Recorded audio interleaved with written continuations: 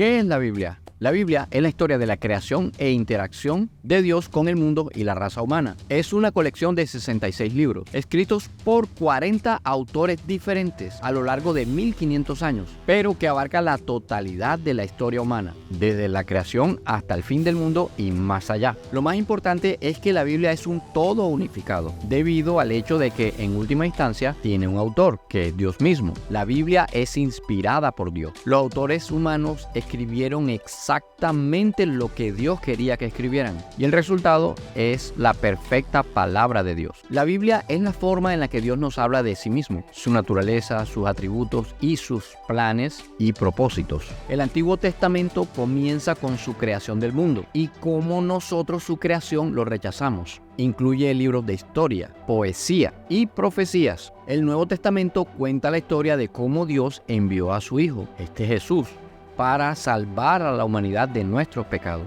El Nuevo Testamento comienza con los 4 evangelios, los relatos de la vida de Cristo, y continúa con cartas que describen cómo podemos aprovechar el sacrificio de Jesús. ¿Para qué? Para vivir una vida plena y acercarnos a Dios. Termina con un libro de profecía que explica cómo terminará el mundo y qué pasará con la gente del mundo. La Biblia comienza con la historia de la creación. Dios creó todo el cosmos y luego colocó a la humanidad en la tierra. La humanidad se rebeló, sin embargo, eligieron rechazar a Dios y seguir sus propios deseos.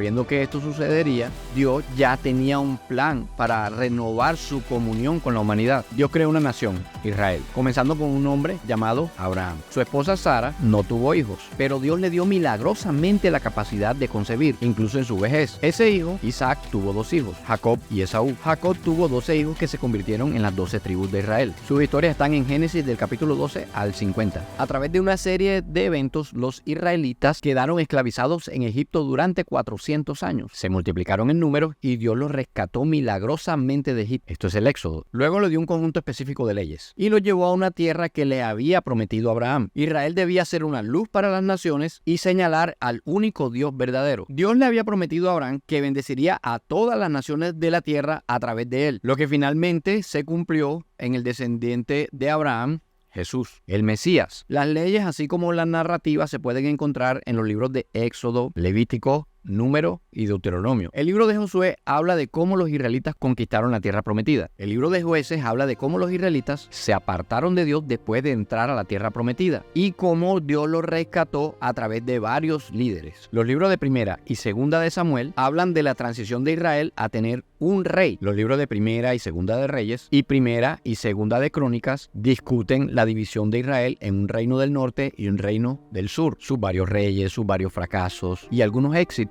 Los libros proféticos detallan las advertencias de Dios y el llamamiento de su pueblo. Algunos de los profetas se dirigen a naciones extranjeras. El Antiguo Testamento también contiene literatura de conocimiento y otros libros narrativos históricos. Después de muchos años de ignorar la ley de Dios o de tratar de seguirla pero fallando, intercalados con destellos de cómo sería la vida sin la presencia de Dios en forma de guerra y castigo, Dios exilió a Israel lejos de su hogar. Los libros de Esdras y de Nehemías hablan de que muchos de los judíos pudieron regresar a su tierra natal. El Antiguo Testamento concluye con los judíos viviendo en Israel bajo el reinado medo-persa. Los judíos habían reconstruido el templo y habían dejado de adorar ídolos. Pero el Antiguo Testamento concluye con una advertencia y una promesa. Malaquías 4. No existe una escritura para los próximos 400 años. Cuando el escenario estuvo listo y su pueblo entendió cuánto necesitaban la presencia de Dios, Dios envía a su Hijo con toda la deidad de Dios y toda la humanidad del hombre. Esto para interactuar personalmente con Israel, así como se describe en los relatos de los evangelios. Jesús explicó que lo que era cierto para la nación de Israel era cierto para cada individuo del planeta. Obedecer a Dios y a sus leyes era imposible por su propio esfuerzo y por lo tanto era necesario un mediador para cerrar la brecha entre un hombre pecador y un Dios santo. El pacto que Dios había establecido con Israel a través de Moisés preparó un escenario para esto. El Antiguo Testamento predijo que vendría un Mesías para traer la verdadera salvación y que Dios le daría a la gente un corazón nuevo y escribiría su ley en sus corazones. Jesucristo, el perfecto Cordero de Dios, hizo posible esta reconciliación a través de su perfecto sacrificio en la cruz del Calvario por el pecado mientras era crucificado. Debido a que Jesús no tenía pecado y Dios aceptó su sacrificio, resucitó entre los muertos 3 días después, venciendo la muerte para todos los que lo eligen. Para explicar estas cosas al resto del mundo,